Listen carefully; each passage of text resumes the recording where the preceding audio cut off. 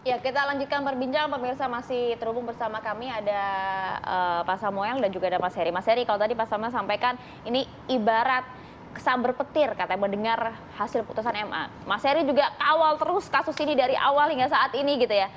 Pertama kali mendengar hasil putusan MA, apa yang terbersit Mas Heri? Iya, dari awal saya memang dari kasus ini di awal sampai bahan putusan saya sudah sampaikan bahwa putusan ini sebelum ada kata final and binding, final dan mengikat, maka bisa saja berubah. Jadi putusan pengadilan negeri bisa dikoreksi oleh pengadilan tinggi, putusan pengadilan tinggi kalau diajukan ke kasasi bisa berbeda. Tapi kan sesuai dengan hukum yang berlaku dong? Sesuai dengan hukum yang berlaku tentunya harusnya demikian. Nah, pertanyaan besar kita adalah ini kan tadi pihak keluarga bahkan tidak mengetahui ya. Bahkan proses ini mungkin dianggap ya bisa dikatakan dalam tanda petik keep silent gitu ya. Memang benar-benar proses itu memang berjalan, proses hukum acara demikian ya. Ya minimal kan ada informasi bahwa kasus ini sudah sampai di level mana ya. Karena kan bicara tentang kepentingan hukum, pihak keluarga maupun pihak kuasa hukum kan perlu mengetahui. Karena ini berakibat dampak pada kepentingan hukum mereka juga. Bahkan putusan yang sekarang ini itu tadi mengundang banyak pertanyaan juga karena ada dissenting opinion. Ada 2 hakim yang berbeda dari 3 hakim yang lain. Belum lagi kita sampai detik ini pun kan tidak tahu sebenarnya apa argumentasi hukum, karena dalam membaca putusan itu kita harus tahu betul apa pertimbangan hukum hakim di sana.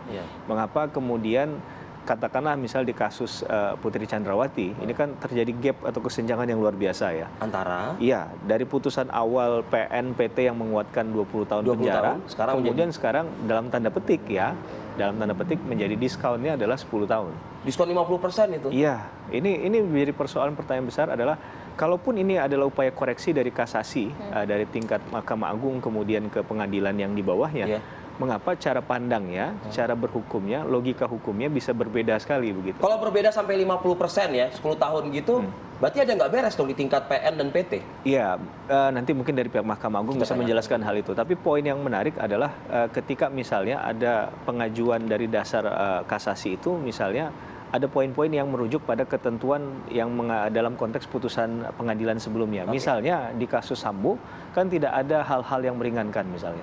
Nah, jangan-jangan itu yang kemudian dikulik dan ditonjolkan oleh para 5 hakim ini. Iya, bisa saja itu jadi bahan pertimbangan yang akan melihat bahwa mungkin dia bersalah, tapi dalam proses ini ya ada hal yang sebenarnya bisa meringankan hukumannya.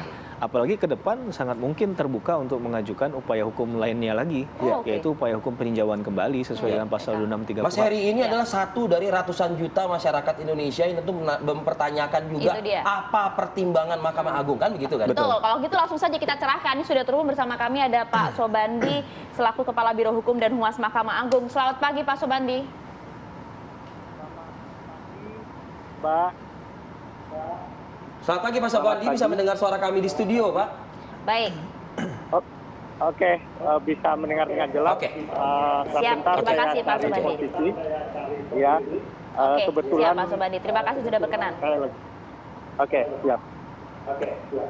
Oke, saat lagi berarti kita coba akan tanyakan tadi pertanyaan Mas Heri, pertanyaan kami, pertanyaan juga publik gitu ya. Apa pertimbangan hakim dalam kemudian memberikan perbaikan kualifikasi tindak pidana tadi? Karena kan ini berlaku tidak hanya bagi Ferdy Sambo kan Mas ya, tapi juga berlaku kepada terdakwa lainnya, bahkan gapnya itu terlalu jauh tadi. Oke, Pak Sobandi bisa mendengar, sudah bisa jelas Pak mendengar ya Pak? Baik, sudah bisa mendengar. Silakan Pak Sobandi dijawab. Baik.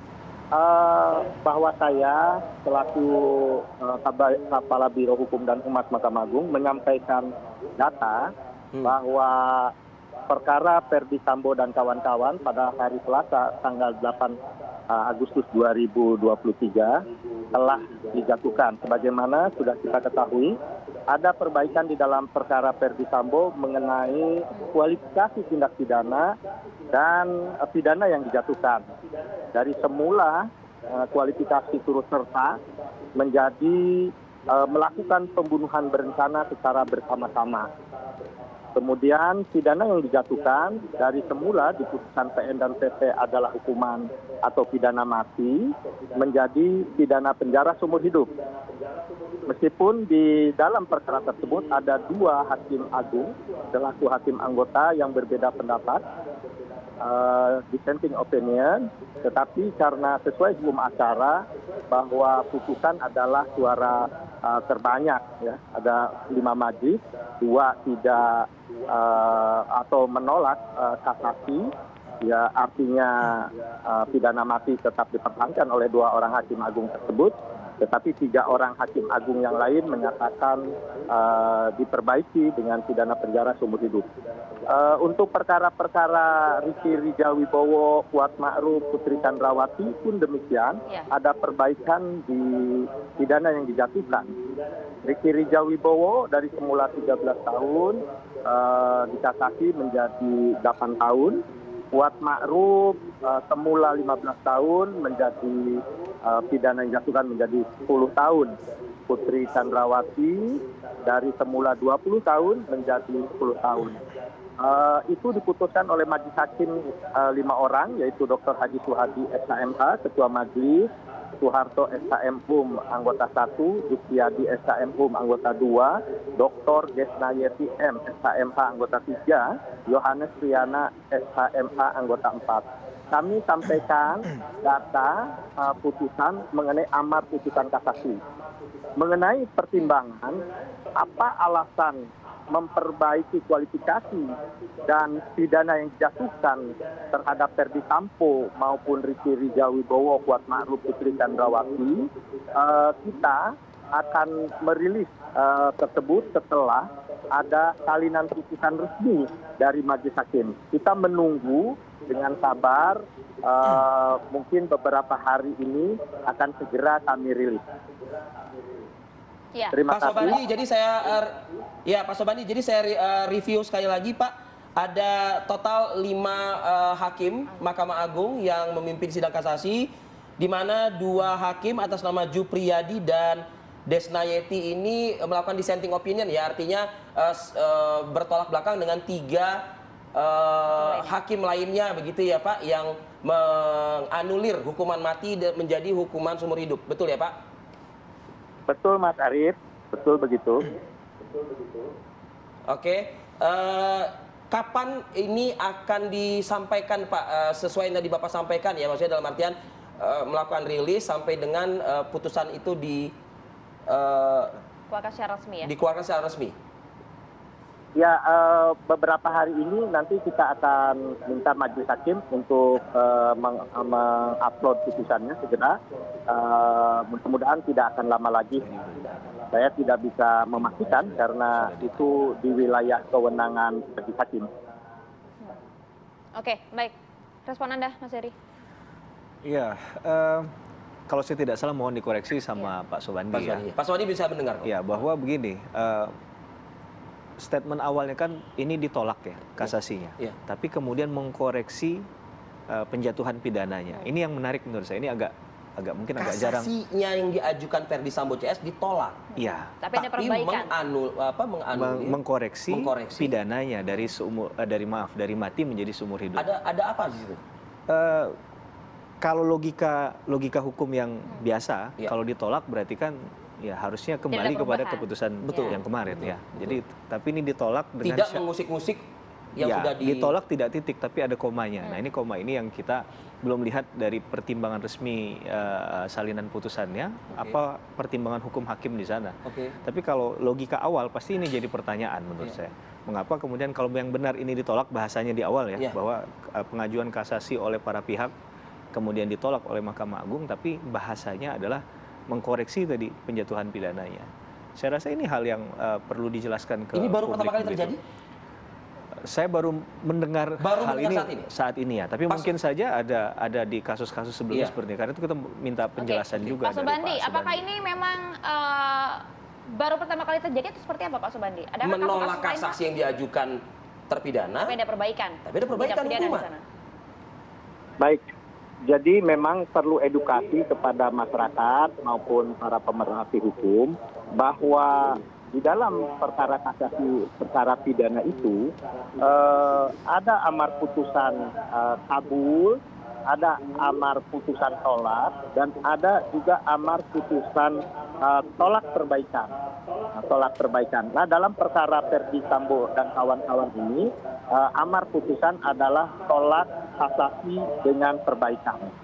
Nah, ini bukan hanya terjadi pada perkara Ferdi Sambo, kita bisa cek perkara-perkara lain bahwa sudah sering terjadi.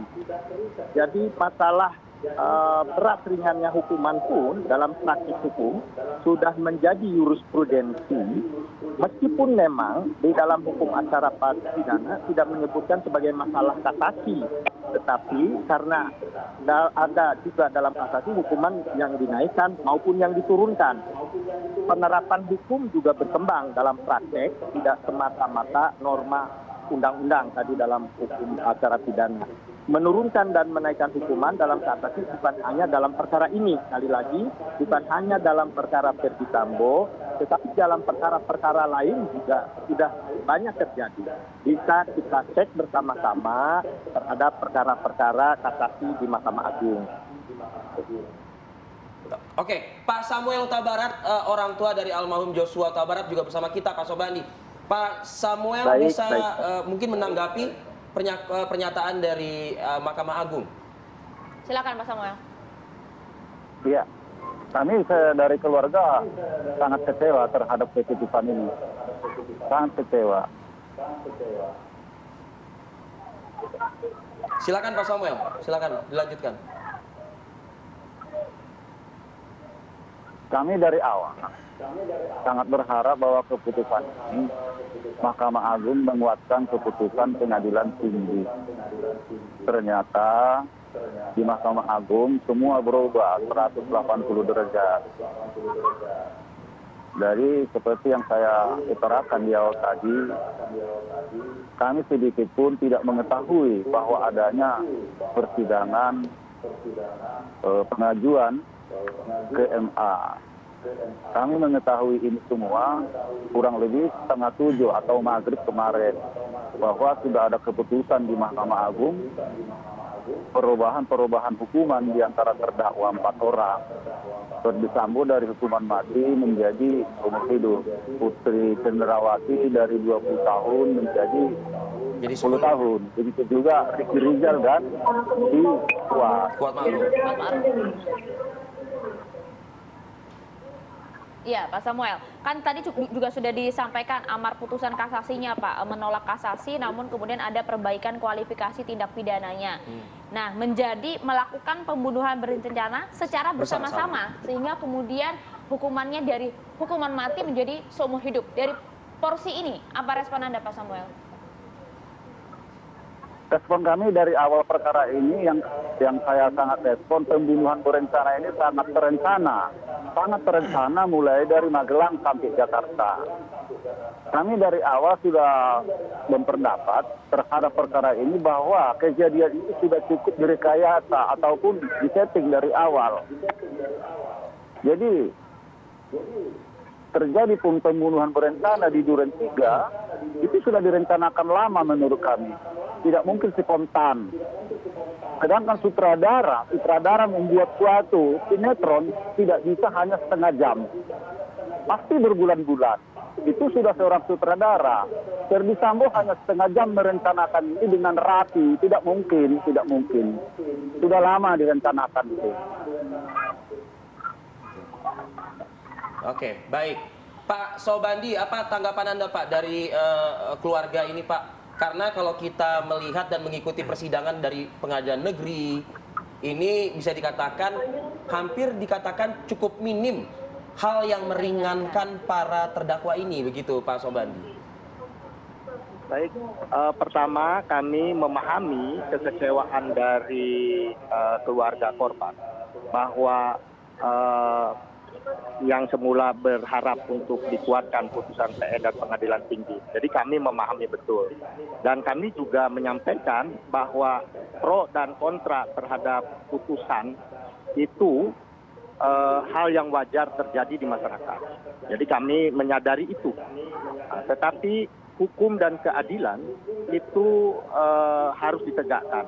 Mahkamah Agung dalam hal ini kasasi telah menyampaikan putusan sebagaimana telah diketahui oleh masyarakat mengenai bahwa para keluarga korban baru mengetahui tadi jam 7 pagi, memang putusan atau perkara kasasi itu berbeda dengan perkara di pengadilan tingkat pertama maupun pengadilan tingkat banding. Undang-undang telah menyatakan bahwa kasasi itu hanya ada musyawarah, sidang musyawarah dan pengucapan. Rekan-rekan wartawan sebenarnya sudah mengetahui jauh hari bahwa tanggal 8 Agustus 2023 akan ada pengucapan putusan perkara Ferdy Sambo dan kawan-kawan.